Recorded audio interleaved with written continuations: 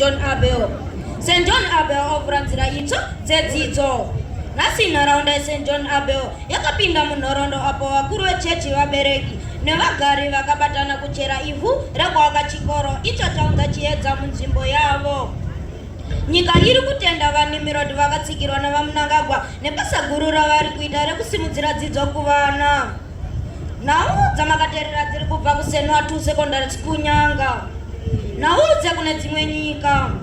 Hurumende iri kusoropodza madzimai anopende nzara kupende miromo sina kupende dzimba dzavo. Hurumende yakati madzimai akadaro anodogadiswa tsamba rapfuta budetsa kumhiri kwemakuru. Kubijane kumabikirwe tima nyowani.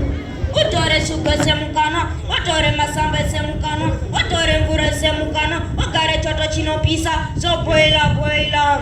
Umukweze mzalo. Betame kwikwi Senwa bocha vesa Senwa 2 Nyanga. Senwa bocha yapamburwa kwevibodzwa 4 kwa 1.